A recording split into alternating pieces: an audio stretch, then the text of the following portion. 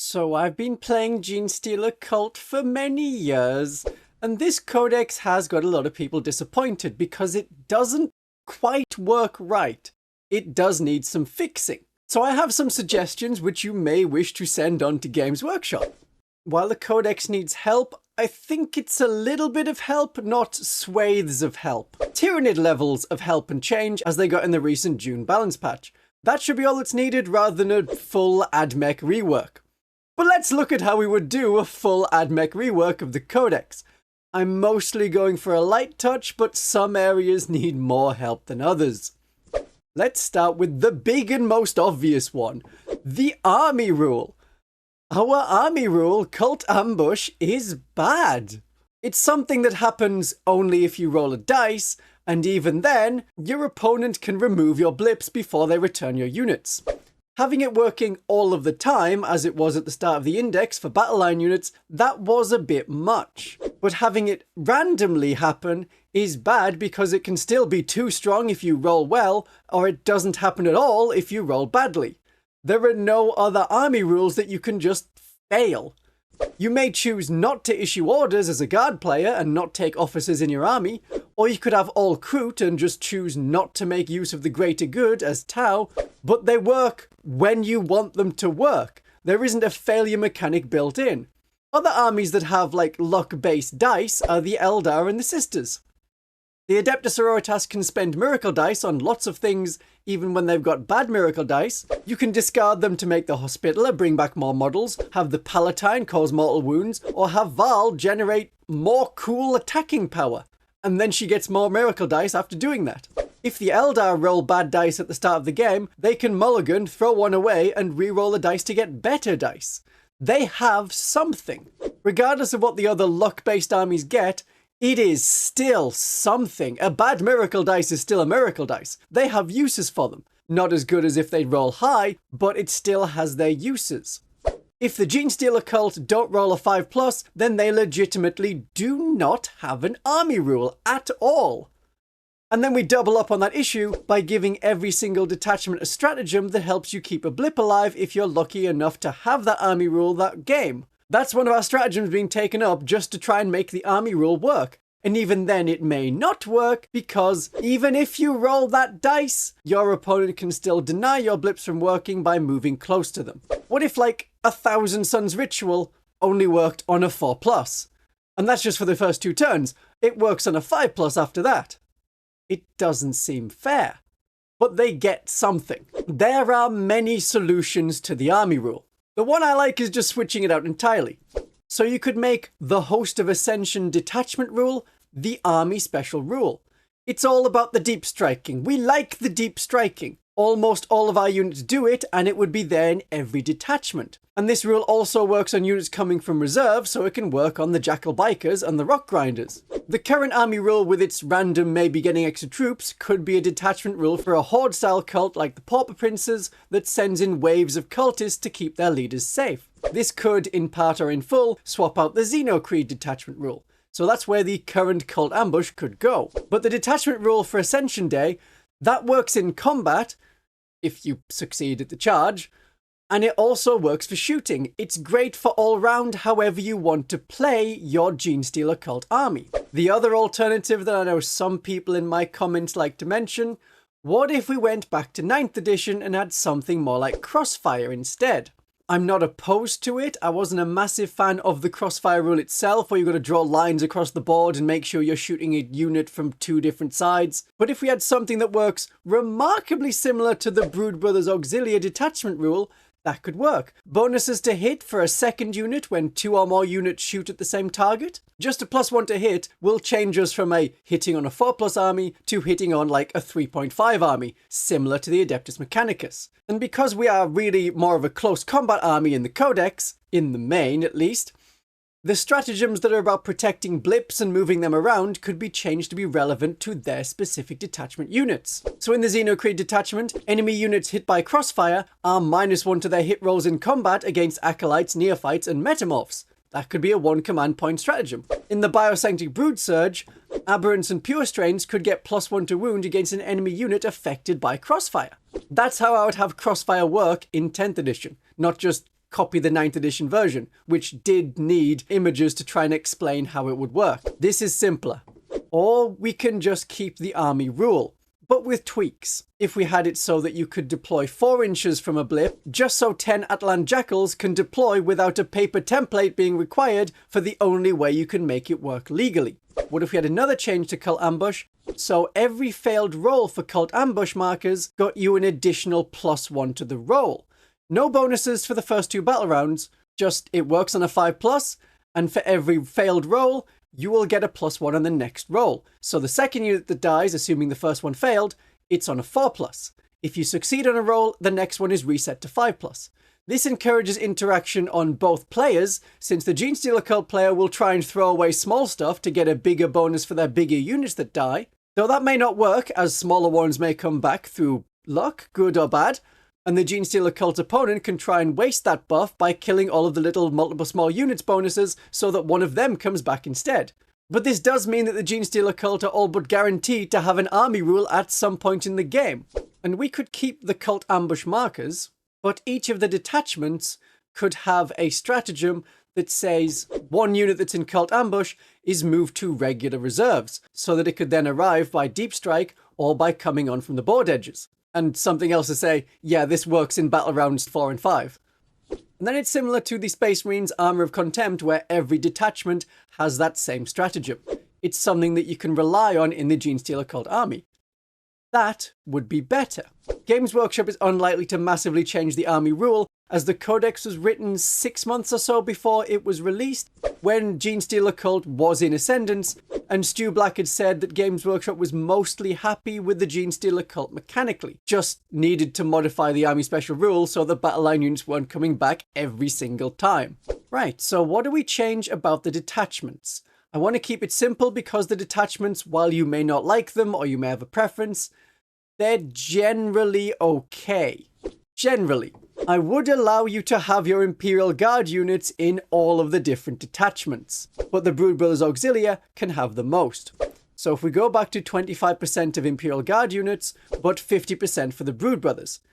Then to make them more special, if we were using the Crossfire rule as our main rule, if that was the army rule, the Brood Brothers in the Brood Brothers detachment would get that army rule, but the Brood Brothers in the other armies would not. And now, in the Brood Brothers Auxilia, you have the potential to have +1 to hit to make up for the Brood Brothers' lack of orders. I am also definitely changing this 2 command point stratagem to just be 1 command point. It's a niche enough situation already, but when it's 2 command points for acceptable losses, you're just not going to do it.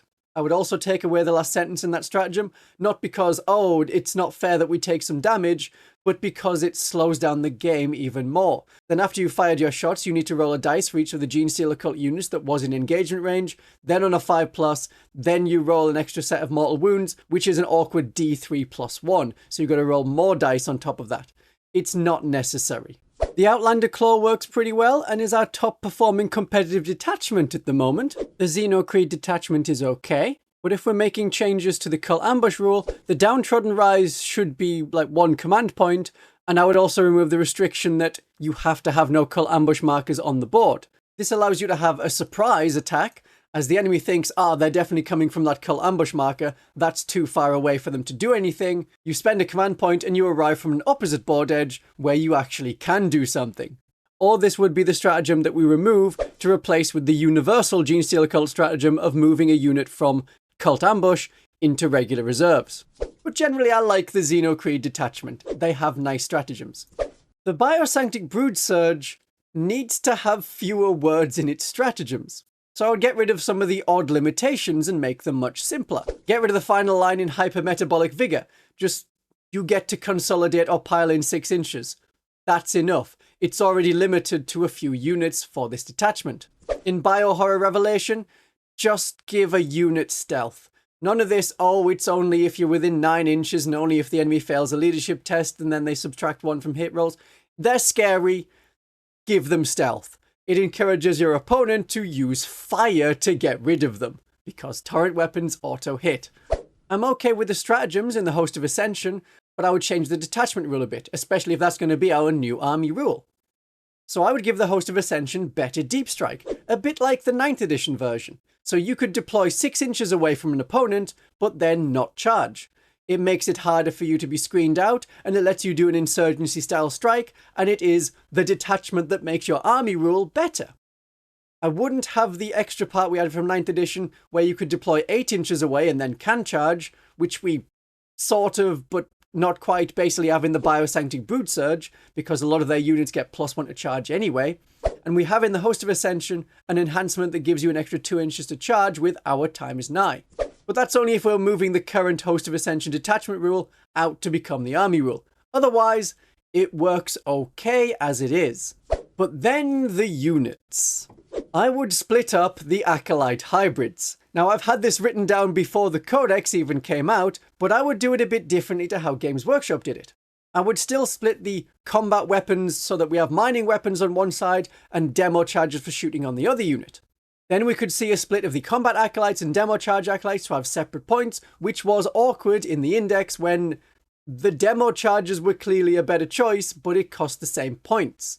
And it was rare for players to run a mix, having some demo charges and some mining tools, even if I did. Because I thought, yeah, 3 demo charges will take out a lot of Marines or a Leman Russ, and then there's still a mining weapon that you can use. So the simple way of doing it is to just give the mining tools to the Metamorphs. They come in the same box. They are the same body profile. It's a simple, elegant solution and split them up. This would mean that Metamorphs became a more core part of the army, Metamorphs become battle line, and could be called Acolyte Hybrid Fighters. The other group is Acolyte Hybrid Bombers. Both are battle line, both have objective control too. That was my plan. Because I thought, oh, even if there is a Twisted Helix detachment to help the Metamorphs out, they will probably lose out to Aberrants or just Acolytes. As it turns out, the Metamorphs were fully reworked, and the Aberrants were quite heavily changed, so now people are generally preferring Metamorphs to Aberrants. So alternatively, I was thinking we could split the Acolytes into 2 groups, then just give the Metamorphs toughness 5. So they're not quite an Acolyte at toughness 4, they're not quite an Aberrant at toughness 6. I'm still hoping that the box will be repackaged to reflect the new units, because there's now 3 units in this box rather than 2, and then the bins outside Games Workshop would get loads of Acolytes. They don't send them back to Nottingham to get repackaged, they just get binned because waste is cheaper for companies. I'm not promoting bin diving, but it worked for other boxes in the past. Allegedly. The Acolyte Bombers, or as we now know them in the Codex, Acolytes with Hand Flamers, should be able to be joined by a Reductus Saboteur. She would lose Lone Operative if she's in the unit, that's just how the Lone Operative rule works, but she would give them a boost like +1 to hit with their demo charges and removing Hazardous. Or remove the once per game aspect. That may just be a helpful thing to do as it stops the what was ongoing fighting about Acolytes with demo charges, when did they get their once per game weapons back, and they were toned down a bit to compensate. I was thinking D6 shots at strength 10, that's what I'd written before the Codex, so what we got now isn't far off. No once per game on the demo charges, please. Having Hazardous will make them once per game for quite a few models anyway. I was also hoping that for the Acolytes, they would just combine the pistols into a profile called Acolyte Pistol. At the moment, we have them split into Acolytes with auto pistols and Acolytes with hand flamers, which do slightly different things. One's shooting, one's combat. I can get behind that as a solution. But I was thinking, since the hand flamer is clearly superior, and enough of them come in the box for every model to be equipped with one, combine them into one profile. Have a weapon called an Acolyte Pistol, which has the hand flamer stats, auto hitting, torrent, but it's 3 shots. Then it is quicker to roll. And it could also represent your Uzi style auto pistol where you're just firing off so many shots that some of them are bound to hit. The Acolytes were a really odd symptom of the 10th edition having no weapons, points values as clearly from the pistols, and not all weapons are made equally. The current Games Workshop way of fixing it is okay, I'm happy enough with that. As long as they correct the Metamorphs. The wording on their Brood Surge is odd. We know that they can have auto pistols or hand flamers. I'm okay with the distinction between the two because there is a special rule that gives you benefits if your unit has all auto pistols. The problem is, as I mentioned in the whole video where I went very deep into the Metamorphs, if you had a character like a Primus that doesn't have an auto pistol, under this wording, you don't Brood Surge 6 inches. So if you're adding a Primus, you should have all of the other models with a hand flamer. Also, if you have a cult icon, which is a good choice, not necessary to work, but a really good choice, that swaps out the auto pistol. So your unit wouldn't start with all auto pistols. All they need to do is change the wording so that their ability works as I think it was intended to say. If no model in this unit is equipped with a hand flamer, each time this unit makes a brood surge move, it can be moved up to 6 inches instead of d6 inches. There. Then the metamorphs are fixed. We like metamorphs. You should definitely watch the video about metamorphs and all the many things we can do with them in the codex. The metamorphs are good. The Ridge Runner is also good. Changing the ability to work for shooting and combat so that we get -1 AP for the rest of the turn, not just the rest of the phase. Notice that change if you haven't already. That's good. I am so happy with that. I think we're all happy with this unit, and it shows how a minor change can have a big impact on the value of the unit. But for the characters of the Genestealer cult, we see a lot of overlap, which is where it gets awkward to try and have distinct roles for each of the different characters. So the Magos, they need a range shooting psychic power. Give us something. They're meant to be able to take power from all of the people around them and focus that into a broodmind blast. So you can have a psychic power and then have a special rule to say for every 5 models in the unit that they're with, they get 1 extra shot. Something like that. We see them in the older artwork firing lightning from their hands to blow away Terminators. Let's have that again. So if they had a special ability along those lines, their power to un-battle shock a unit, give that to the Clamavus. That should be their job. Or if you want to go more protection for the Magos, and maybe just forget the mind control power, have the Magos provide an invulnerable save to his unit. Either have a 5+ invulnerable save naturally, like you have in the Cult Commune, or have a 4+ invulnerable save conditional on a dice roll, much like the Imperial Guard Primaris Psyker. But this is the problem of abilities that he should have being shared over with the Benefactors. The Benefactors did not need to be a character. They would have been better as a unit of 3 or 5 like Zoanthropes. We have more mutants in our army, but psychic mutants. Then the brain laser strategy could work. At the very least, Games Workshop, please fix what I think is an error on the card so that the unit gets a once per game 4+ invulnerable save, not this one model goes from a 5+ invulnerable save to a 4+ invulnerable save once. And if it was meant to be an anti-large support character, instead of giving lethal hits but only to shooting to a unit, how about the Paragon Warsuit ability? The unit he joins gets +1 to hit and wound against monsters and vehicles. Finally, we would have something that works against the monsters keyword. And I'm looking at the Strength 5 anti-vehicle saws over here on the Acolytes. I know we should be weak to Tyranids in the lore, but please can we have some chance of beating them with our weapons? So the Clamavus could get the ability from the Magos to un-battle shock a unit, and then also keep their protective anti-deep strike bubble. Keep enemies away, keep allies inspired. Great, that works. The Primus and Nexos are 2 other characters that don't quite work how we think they should. I feel that the Nexos is more like a rear echelon Primus, organising the battle from behind. Okay.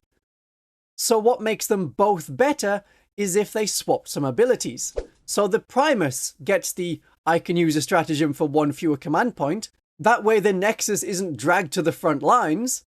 And then the Primus misdirection and being able to redistribute troops looks like it should be done by a man at the back of the board with a table. That would be an improvement. And then the Primus feels more like a frontline inspiring fighter, and the Nexus is more of a backline person. Instead, we have this weird mix of both. The Nexus didn't need to exist as a character in our lore. I'm okay with them existing, but that's how we would fix the Nexus and Primus. The Patriarch. They're not quite the supreme commander that we get in other factions, are they? But it's understandable that they're not able to go 1-to-1 with the Primarch. Fine. They have their little 6 inches aura mini shadow in the warp, but please make it happen at the start of the enemy command phase, and be at -1 for the test, or it's once per game -1, with the familiar use. This makes it more like, the Kroot eating people stratagem, where it can actually swing objectives, and having it more clearly like the Shadow in the Warp Tyranid mechanic, so it's in the command phase, that will make it work better. I would also not be opposed to an extra toughness and extra attack on the Patriarch. 6 attacks feels more right, rather than 1 attack per hand and then 1 for the face. The Locust character could really just do with a new model. This doesn't look like a bodyguard, and it doesn't look like a cool fighter. If he had a sword out and a shield, and that shield was outstretched as if protecting someone else, that would work. When I saw the character in the first place, I thought, oh, we have some kind of diplomat. Okay. We only know it's a Genestealer Cult unit because of the subtle tail. Oh, and the massive Genestealer Cult symbol that you have to attach onto his back so that you can see, yeah, this is a Genestealer Cult character. That's not the best designed model.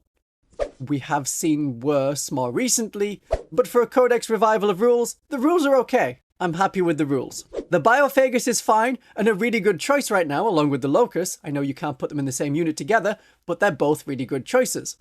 I don't want to overcomplicate things or tweak units that don't really need it. I know there's a bit of fluffy feeling maybe missing from a couple of them, but that's not too big of an issue. We're looking more at rules to make us work better on the tabletop. Like the Jackal Alphas. Please can this sniper have lone operative? What kind of sniper speeds towards their enemies and lone operative stops working when you join a unit? Maybe they could do with another weapon option like the Sanctus so that they have a version of them that's more equipped to be going along with the Jackal Bikers. The Sanctus Assassin, it's cool. I'm okay with the rules we got with the 2 variants. To keep it simple, no notes. The Reductus Saboteur, I think they should be able to join Acolyte Bombers, Acolytes with Handflamers, and give them +1 to hit and no hazardous rule on the demo charges. That's simple enough, and no doubling up with other characters, so you can't have a Reductus Saboteur and a Primus. The Icon Ward got pretty good rules in the Codex. They have a Feel No Pain that gets better when you add them to the Metamorph's Feel No Pain. If the Blip movement ability needed to go because we changed the Army Special rule, how about the Cult Icon functions like a regular Cult Icon? So you could have twice as many models coming back in an Acolyte, Metamorph or Neophyte unit. That gives your opponent real incentive to focus down that unit, kill it entirely, and it's going to take a beating, or just don't try, because it's tough and you know they're going to get double the number of models back than they normally would. The Kellamorph got a rework from the Index to the Codex, and I think for the better. They have a bit more of a role in harassment now. They're not precision pistols, they're not high damage pistols, but we have snipers and assassins aplenty in this army already. And they're no longer just resigned to, oh, yep, it's a little dude that pops up and completes actions. The Kellamorph is fine. The change we all like less is the Aberrants. We know they were great in the old version, and they've had quite a few changes to their strength, to their damage characteristic, and to their Feel No Pain. I can be fine with all of these changes, but make the weapons damage 3. Because why would you choose Aberrants who have damage 2 weapons when Metamorphs also have damage 2 weapons and are cheaper and have the same Feel No Pain? A little bit of toughness and working better in one detachment is not necessarily the best reason. But the Abominant, she is great. We love Big Hammer Lady on this channel. Most units I have no notes, which is a good thing. For the Goliath Truck, please bring back Firing Deck 12 so it actually works as an open-top transport. I don't know if it was an error and they just copied the Rock Grinder over for the Codex where it's Firing Deck 6, but going back to the Index version is better. The unit is really good otherwise, and it's nice that we can now have a Patriarch hidden up in the front. The Rock Grinder's ability changed, and I don't think for the better. I would just like the grinding clearance to go back to the Index version, because in the Codex version, enemies have to fall back for our ability to work. It's not a great ability if you don't get to choose when you use it. And damage on impact better suits it as a bulldozer. The Jackal Bikers are good. I think they just need to have Cult Ambush work for them, so that they have a bit more space to deploy from Cult Ambush markers so you're not locked to this formation when you come from reserves. Or remove the Outrider gang rule entirely and just have them come back through the normal Cult Ambush rules. We can imagine that they drive up a ramp that dropped from the surface to reveal an underground tunnel, just like in Mad Max. I assume this has happened in one of the Mad Max films or comics at some point. You'll have to let me know in the comments which one. The Neophytes, yeah, they got box locked so that you can only have one of each kind of weapon, and that's it. So 1 mining laser, 1 seismic cannon per unit of 10. That's fine, it just takes a little bit longer to roll because there's an extra weapons profile to roll. So my idea of, oh, we could add back in shotguns as a different way of having auto guns or shotguns, so you have the short range, more direct firepower, or the longer range firepower, but that's just adding in an extra profile again. I am okay with it just being firearms. I think we need to swap around the Neophyte and the Acolyte ability. Give the Neophytes back the ability they had in the Index, where they had the opportunity to generate additional command points if they were on an objective. That works better as they're the more stay-at-home, regular worker fit in with society levels of Genestealer generations. The Acolytes are more of your sweep an objective clear and move on kind of generations. The Neophytes should be holding the objectives, not tagging them and moving up. And that would also mean that in the Broodmother's Auxiliary detachment, where we want to be a bit more focused on shooting, there would still be value in taking Cadians who have also that sticky objective rule. You would be swapping out your Acolytes for Cadians in that detachment and it would work. As it stands, you don't bother with Cadians because Neophytes do that job. The Tectonic Frag Drill, if it's going to be there, if we're going to use it, it should do more with our cult ambush markers. It shouldn't just be, hey, you can move a cult ambush marker underneath the drill. What if the Tectonic Frag Drill is on the board, when you place a cult ambush marker, place 2 cult ambush markers instead? Then it's drilling around, it's placing lots of holes, so we could come out of any hole. They could be anywhere on the table, and it gives you more backup for your cult ambush. If the opponent takes away 1 marker, we still have a place to come from. That alone would make the Tectonic Frag Drill something you consider taking in your army. Pure strains, the Genestealers of the Genestealer Cult should be battle line in a Genestealer Cult army.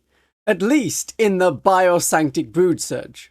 Because otherwise in that detachment, when you get to 1,000 points, you've run out of Genestealers and Aberrants and Biophagus units. You've maxed out at 3 of each. And the rest of your army just looks like a generic Genestealer Cult army. What about a new unit to add? If we're not super happy with the Benefactus. Because we don't need more characters. 14 characters including 2 ways to have a Sanctus. That's enough characters. Unless, what if we had a Patriarch on his throne? You would only be allowed to include either a Patriarch on foot or a Patriarch on the throne, but hear me out on this. You could have an actual throne. The back spikes of the model go through the gaps in the throne, and they're shown to grow into bone swords. That'd be cool. We know that's where the Primus gets his bone sword from, and where any Metamorphs or Acolytes also get bone swords. The little, well, Acolyte hybrid leader weapons, however we're calling them in 10th edition. But a Throne Patriarch could be cool with a few bodyguards around him, then he could act similar to the Triumph of St. Catherine, giving auras and massive boosts to nearby units. That's a big force multiplier option. Then we're not having characters in every single unit just to make them function. And I know people want cult limos. It was just something that someone kit bashed and everyone was like, that is so cool. Games Workshop's put it on display. We should have cult limos. And so fan-made armies always included the cult limos. That would be nice, but that role is already filled by the truck or the rock grinder. And we don't need a really, really big aberrant as a monster. We already have that. The Abominant. They're fine. And we don't need a Psyker unit, just our own Psykers, the Patriarch and the Magos, to get better. Alright, I'm still thinking about characters. What about a named character? In Necromunda, we have Hermiatus the Second Son, also known as Hermiatus Reborn. It's established that a person could be sort of cloned by a Genestealer cult.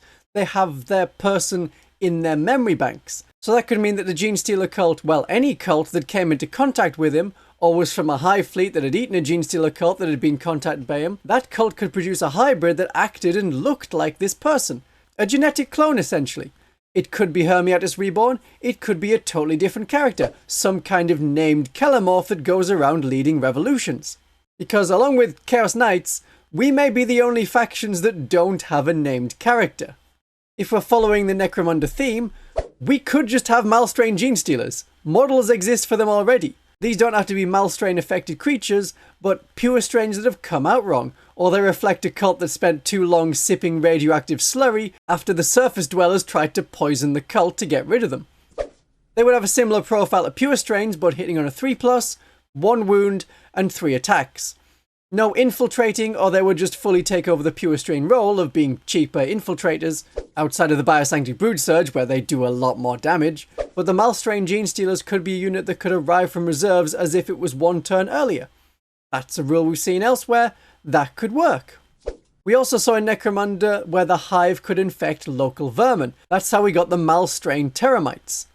So let's see some more Genestealer Cult infected creatures. Let's see a Grox. They're mentioned enough times in the background of Warhammer 40,000. They're a bull, basically, but one of them infected by the Genestealer Cult and charging at the enemy. That works. Call me Mr. Pig! Ah! That gives us a sort of big monster.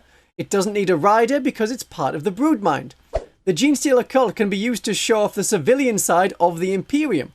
They world build just by existing. We could have a big Cult Sentinel Powerlifter for extra irony that the Powerlifter from Aliens gets used by the Aliens-inspired faction. They could be like the Stealth Dreadnought size and have a drill and a cutting torch.